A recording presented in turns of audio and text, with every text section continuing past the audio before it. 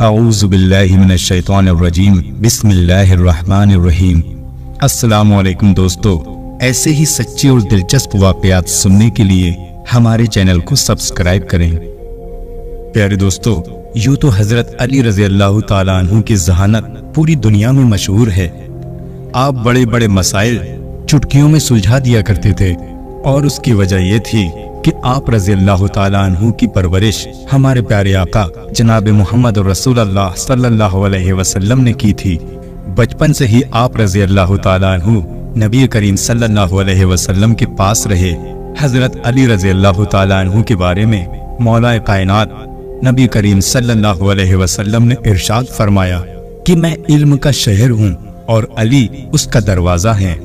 आप रज़ी अल्लाह ताला अन्हु के दरबार में बड़े बड़े मसले पेश आते और आप बड़ी ही आसानी से उन्हें सुलझा दिया करते थे। ऐसे ही एक बार का वाकया है। ऐसा ही एक मसला आपके सामने पेश आया। हुआ यूं कि एक शख्स मरने वाला था।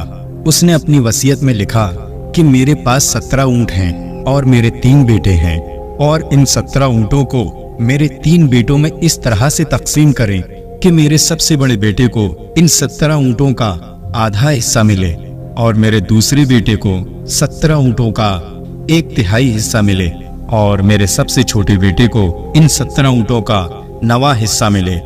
उसकी वफात के बाद उसके रिश्तेदारों ने जब उसकी वसीयत पढ़ी तो वो सब हैरान रह गए और परेशानी में पड़ गए कि आखिर 17 ऊँटों को इसके 3 बेटों में इसकी वसीयत के हिसाब से किस तरह से बांटा जाए। अगर 17 ऊँटों का आधा करें तो इसके बड़े बेटे के हिस्से में 8.5 ऊँट आए तो वो परेशानी में पड़ गए कि भला आधा ऊँट किस तरह से दें और इसी तरह से बाकी 2 बेटों में भी ऊँटों की काट छांट किस तरह से करें। तो काफी सोचने के बाद उन्होंने फैसला किया कि सिर्फ एक ही शख्स है जो हमारी मदद कर सकता है और वो हैं हजरत अली इब्ने तालिब रज़ी अल्लाह ताला अन्हु। लिहाजा वो लोग हजरत अली रज़ी अल्लाह ताला अन्हु के दरबार में हाजिर हुए और उन्होंने उनके सामने अपनी परेशानी का इजहार किया और उन्होंने हजरत अली रज़ी अल्लाह ताला अन्हु को सारा वाकया बताया। हजरत अली रज़ी अल्लाह ताला अन्हु ने उनकी बात सुनने के बाद फरमाया, मैं ये 17 ऊँट इन तीनों बेटों में वैसे ही तकसीम कर दूंगा जैसा कि इनके वालिद ने अपनी वसीयत में लिखा है। इसके बाद हजरत अली रज़ी अल्लाह ताला अन्हु ने अपने एक साथी से अपना एक ऊँट मंगाया और उसे उन 17 ऊँटों में मिला दिया। इस तरह से अब 18 ऊँट हो गए। इसके बाद उन्होंने ऊँटों को तकसीम करना शुरू किया। उन्होंने उस आदमी के मुताबिक उसके सबसे बड़े बेटे को कुल ऊँटों का आधा हिस्सा यानी कि 18 ऊँटों में से 9 ऊँट दे दिए। इसी तरह से दूसरे बेटे को कुल ऊँटों का 1/3 हिस्सा यानी कि 6 ऊँट दे दिए और सबसे छोटे बेटे को कुल ऊँटों का 9वां हिस्सा यानी कि 2 ऊँट दे दिए। लिहाजा तीनों भाइयों को तकसीम किए हुए ऊँटों को जोड़ें। सबसे बड़े बेटे को 9 ऊँट, दूसरे बेटे को 6 ऊँट, तीसरे और सबसे छोटे बेटे को 2 ऊँट मिलाकर कुल ऊँट 17 हो गए। और इसके बाद आखिर में हजरत अली रज़ी अल्लाह ताला अन्हु ने जो अपना ऊँट उन 17 ऊँटों में मिलाया था उसे वापस ले लिया। इस तरह हजरत अली का ये फैसला देखकर सारे लोग हैरान हो गए कि कितना मुश्किल मसला हजरत अली रज़ी अल्लाह ताला अन्हु ने इतनी आसानी से निपटा दिया। और इस तरह हजरत अली रज़ी अल्लाह ताला अन्हु ने अपनी ज़हानत को फिर से साबित कर दिया। यहूदियों को ये मालूम था कि नबी करीम सल्लल्लाहु अलैहि वसल्लम इल्म का शहर हैं और हजरत अली रज़ी अल्लाह ताला अन्हु इल्म का दरवाजा है। इसलिए उन्होंने ये कसद किया कि हजरत अली के पास जाएं और उन्हें इल्मी बुनियाद पर शिकस्त दें, क्योंकि उनका ख्याल था कि इससे मुसलमानों पर गलत असर पड़ेगा और अगर हजरत अली उनके सवालों के जवाब देने के लिए राजी हो जाएं तो यकीनन वो उनको मात देने में कामयाब हो जाएंगे। चुनाचे यहूदियों की एक जमात रासल जालूत नामी एक शख्स की सरबराही में हजरत अली के दरबार में हाजिर हुई और कहने लगी, ऐ अली, हमने आपके इल्म की बहुत शोहरत सुनी है। हजरत अली रज़ी अल्लाह ताला अन्हु ने फरमाया, तो फिर क्या इसकी तस्दीक चाहते हो? उन्होंने कहा, हम आपसे चंद सवालात करना चाहते हैं।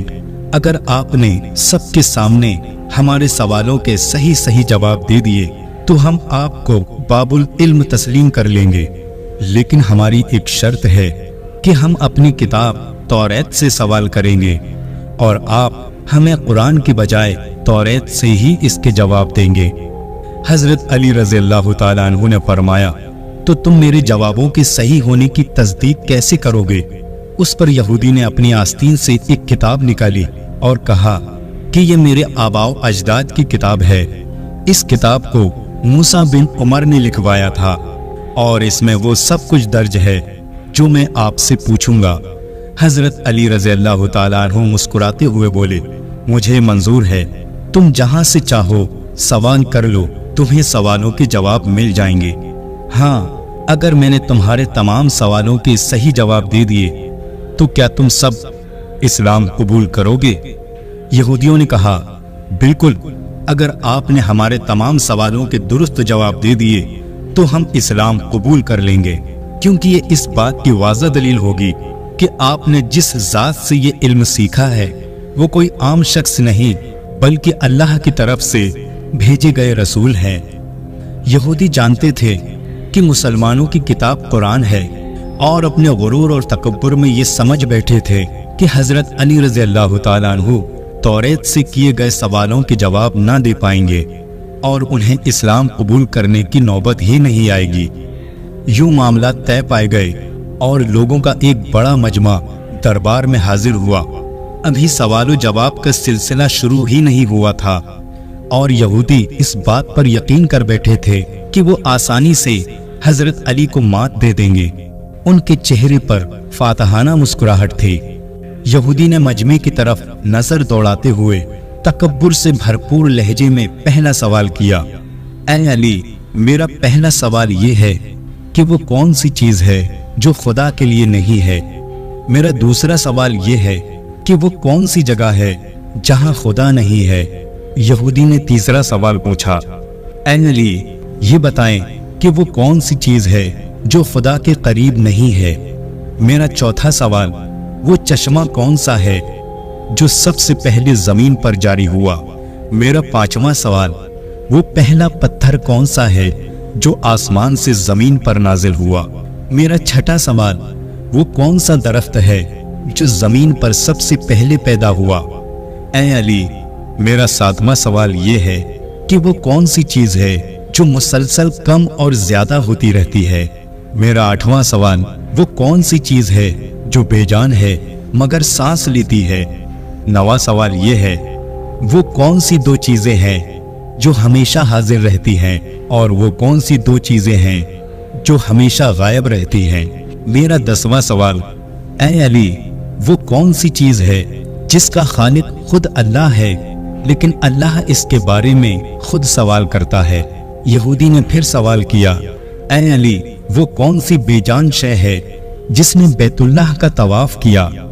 حضرت علی رضی اللہ تعالیٰ عنہ نے جواب دینا شروع کیا، اے اللہ کے بندے، تمہارا پہلا سوال کہ وہ کون سی چیز ہے جو خدا کے لیے نہیں؟ اے اللہ کے بندے، وہ چیز جو اللہ کے لیے نہیں ہے وہ شرک ہے۔ اللہ ہر قسم کے شرک سے پاک ہے، پاک ہے وہ ذات وحدہ لا شریک ہے۔ تمہارا دوسرا سوال کہ وہ کون سی جگہ ہے جہاں خدا ہے؟ اے اللہ کے بندے، اللہ تعالیٰ ہر جگہ موجود ہے، کائنات کے ہر ذرے میں موجود ہے۔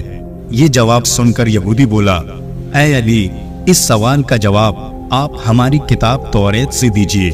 حضرت علی رضی اللہ تعالیٰ عنہ نے فرمایا، اے یہودیوں، تم اپنی کتاب کے فلاں صفحہ فلاں سطر پر دیکھو، کیا اس میں نہیں لکھا کہ حضرت موسیٰ علیہ السلام کے پاس ایک فرشتہ آیا؟ حضرت موسیٰ علیہ السلام نے فرشتے سے پوچھا، کہاں سے آئے ہو؟ فرشتے نے کہا، عرش سے، اور عرش کے قریب 7ویں آسمان سے آپ کی خدمت میں حاضر ہوا ہوں۔ اسی اثنا میں حضرت موسیٰ علیہ السلام کے پاس ایک اور فرشتہ آیا۔ حضرت موسیٰ علیہ السلام نے فرشتے سے پوچھا، کہاں سے آئے ہو؟ فرشتے نے کہا، میں زمین کی 7ویں طبق سے آپ کی خدمت میں حاضر ہوا ہوں۔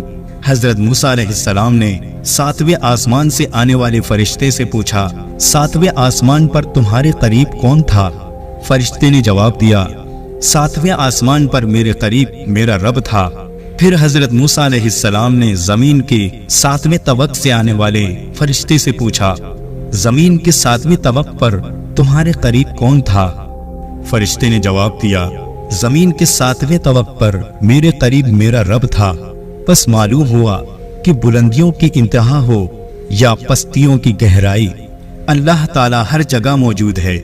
حضرت علی رضی اللہ تعالیٰ عنہ نے اس موقع پر فرمایا، پاک ہے وہ ذات جو کائنات کے ذرے ذرے میں موجود ہے، ہر چیز میرے رب کی دسترس میں ہے اور میرے رب کے قریب ہے۔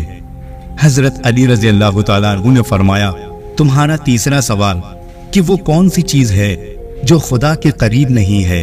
اے اللہ کے بندے، وہ چیز جو میرے رب کے قریب نہیں ہے وہ ظلم ہے، کیونکہ میرا رب ہر برائی، ہر خطا، ہر عیب سے پاک ہے۔ وہ حقدار کو اس کا حق دیتا ہے، اور جو اس کے حضور عاجزی اور انکساری سے توبہ کرے اس کی بھی خطائیں معاف کر دیتا ہے، لہذا ظلم اس کی ذات سے دور ہے۔ تمہارا چوتھا سوال، وہ چشمہ کون سا ہے جو سب سے پہلے زمین پر جاری ہوا؟ حضرت علی رضی اللہ تعالیٰ عنہ بولے کہ اس چشمے کو چھوڑو، پہلے یہ بتاؤں کہ تمہارے دل میں کیا ہے؟ اور تمہارے دل میں یہ ہے کہ وہ چشمہ بیت المقدس کی ایک چٹان کے نیچے ہے۔ راس الجارود کے منہ سے بے ساختہ ہاں نکلا تو حضرت علی بولے کہ آج اپنی اصلاح کر لو، کیونکہ زمین پر بہنے والا پہلا چشمہ وہ نہیں جسے تم لوگ سمجھتے ہو، بلکہ زمین پر بہنے والا پہلا چشمہ وہ ہے جس سے حضرت خضر علیہ السلام نے پانی پیا، اور یہی وہ چشمہ ہے جس سے آب حیات جاری ہوا۔ تمہارا پانچواں سوال، وہ پہلا پتھر کون سا ہے جو آسمان سے زمین پر نازل ہوا؟ اے یہودیوں سنو، یقیناً تم لوگوں کے ذہنوں میں پہلا پتھر وہ ہے جو بیت المقدس میں نصب ہے، لیکن تم لوگ اس بات کو کیوں بھول جاتے ہو کہ خانہ کعبہ بیت المقدس سے کہیں پرانا ہے، اور حجر اسود اسی وقت نصب کیا گیا جب خانہ کعبہ پہلی بار تعمیر ہوا تھا، اور وہی پہلا پتھر ہے۔ تمہارا چھٹا سوال، وہ کون سا درخت ہے جو زمین پر سب سے پہلے پیدا ہوا؟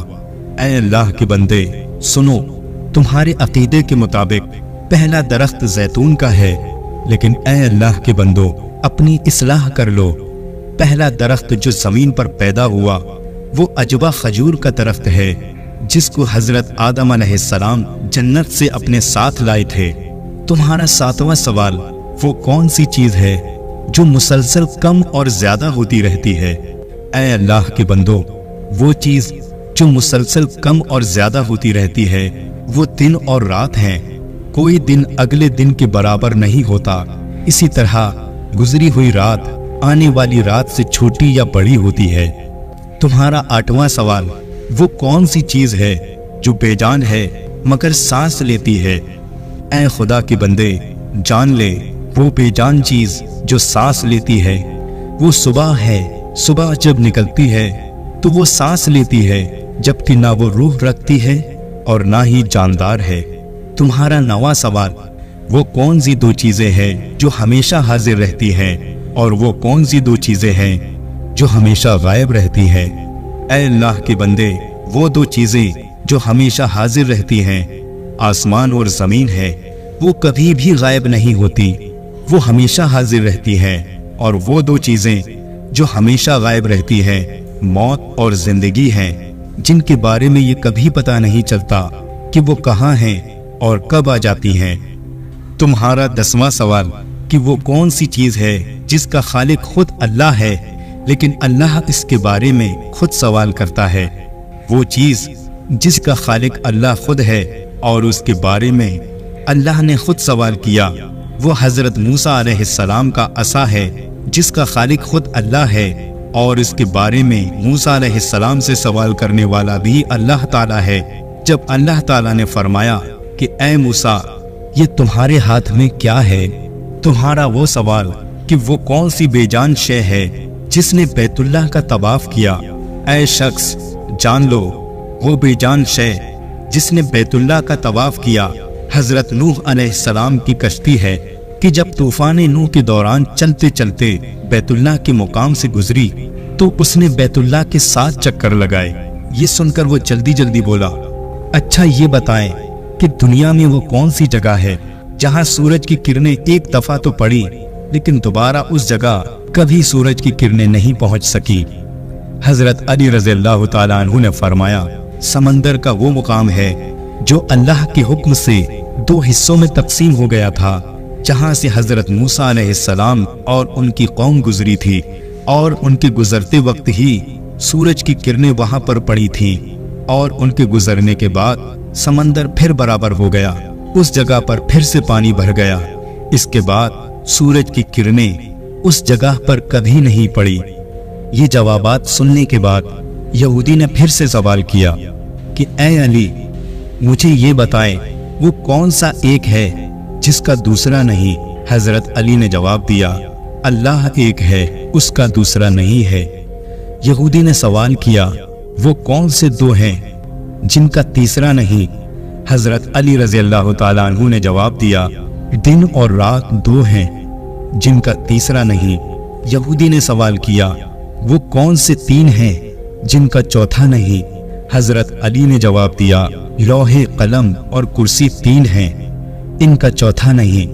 یہودی نے سوال کیا، وہ کون سے 4 ہیں جن کا 5واں نہیں؟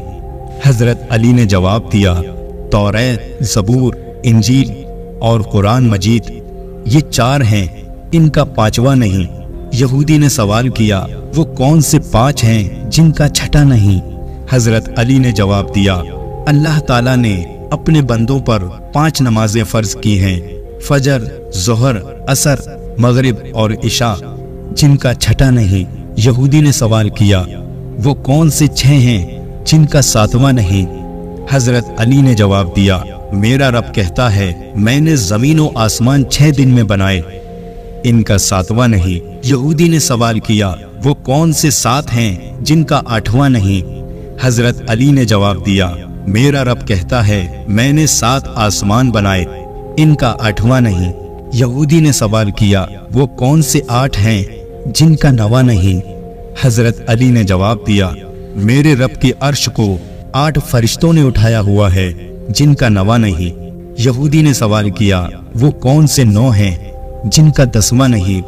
حضرت علی نے جواب دیا، حضرت صالح علیہ السلام کی قوم میں 9 بڑے بدماش تھے، ان کا 10واں نہیں۔ یہودی نے سوال کیا، وہ کون سے 10 ہیں جن کا 11واں نہیں؟ حضرت علی نے جواب دیا، حج میں کوئی غلطی ہو جائے تو اللہ نے 7 روزے حرم میں اور 3 گھر پر رکھنے کا حکم دیا ہے، ان کا 11واں نہیں۔ یہودی نے سوال کیا، وہ کون سے 11 ہیں جن کا 12واں نہیں؟ حضرت علی رضی اللہ تعالیٰ عنہ نے فرمایا، حضرت یوسف علیہ السلام کے 11 بھائی تھے، ان کا 12واں نہیں۔ یہودی نے سوال کیا، وہ کون سے 12 ہیں جن کا 13واں نہیں؟ حضرت علی نے جواب دیا، سال میں اللہ تعالیٰ نے 12 مہینے رکھے ہیں، ان کا 13واں نہیں۔ یہودی نے سوال کیا، وہ کون سے 13 ہیں جن کا 14واں نہیں؟ حضرت علی نے جواب دیا، حضرت یوسف علیہ السلام نے خواب میں 11 ستارے اور ایک چاند کو دیکھا تھا جو انہیں سجدہ کر رہے تھے، یہ 13 ہیں اور ان کا 14واں نہیں۔ یہودی سوال پوچھتا گیا اور حضرت علی رضی اللہ تعالیٰ عنہ اس کے جواب دیتے گئے۔ راس الجالوت نے باب العلم حضرت علی رضی اللہ تعالیٰ عنہ سے کئی سوال کیے اور تمام کے جواب آپ نے بالکل ٹھیک بنا دیر کیے دیے۔ تو مجمع میں بیٹھے ہوئے ایک یہودی بولا کہ حضرت، دنیا میں ہر شخص سوچ کے جواب دیتا ہے، لیکن آپ تو ہر سوال کا جواب بنا دیر کیے دے رہے ہیں۔ حضرت علی رضی اللہ تعالیٰ عنہ نے اس سوال کے بدلے میں یہودی سے ایک سوال کیا کہ بتاؤ تمہارے ہاتھ میں کتنی انگلیاں ہیں؟ اس نے فوراً جواب دیا، 5۔ حضرت علی رضی اللہ تعالیٰ عنہ نے فرمایا، تم نے بھی تو فوراً میرے سوال کا جواب دے دیا۔ اس یہودی نے کہا، یا علی، یہ کیسی بات ہوئی؟ مجھے تو معلوم ہے کہ میرے ہاتھ میں 5 انگلیاں ہیں۔ یہ سن کر حضرت علی رضی اللہ تعالیٰ عنہ نے مسکراتے ہوئے کہا، مجھے بھی یہ سارے علم ایسے ہی معلوم ہے جیسے تجھے یہ معلوم ہے کہ تیرے ہاتھ میں 5 انگلیاں ہیں۔ پیارے دوستو، یہودی نادان یہ نہیں جانتے تھے کہ बाबुल इल्म के पास कायनात के राजों का इल्म है। फिर रासुल जालूत ने हजरत अली रज़ी अल्लाह ताला अन्हु से सवाल किया, आसमान और जन्नत का कफ्ल क्या है? हजरत अली रज़ी अल्लाह ताला अन्हु ने जवाब दिया, आसमान और जन्नत का कफ्ल शिर्क है और शिर्क से इनके दरवाजे बंद हो जाते हैं। यहूदी ने फिर सवाल किया, ऐ अली, आसमानों और जन्नत के ताले की चाबी क्या है? हजरत अली रज़ी अल्लाह ताला अन्हु ने जवाब दिया, आसमान और जन्नत के ताले की चाबी मेरे मुस्तफ़ा सल्लल्लाहु अलैहि वसल्लम का इश्क है और इश्क का इब्तिदाई इजहार कलमा से होता है। बस हजरत अली रज़ी अल्लाह ताला अन्हु ने कलमा पढ़ा, ला इलाहा इल्लल्लाह मुहम्मदुर रसूलुल्लाह। इस कलमे का सुन्ना था कि यहूदियों के उलमा और खुद रासुल जालूत ने कलमा पढ़ लिया और सब के सब दायराए इस्लाम में दाखिल होकर मुसलमान हो गए। सुभान अल्लाह। तो दोस्तों, ये थी हजरत अली की जहानत और लाजवाब फैसले। उम्मीद है आपको ये वीडियो जरूर पसंद आई होगी। अगर वीडियो पसंद आई हो तो इस वीडियो को लाइक करें, कमेंट करें और शेयर करें और ऐसे ही सच्चे और दिलचस्प वाकयात सुनने के लिए हमारे चैनल को सब्सक्राइब करें। अस्सलामु अलैकुम वरहमतुल्लाह।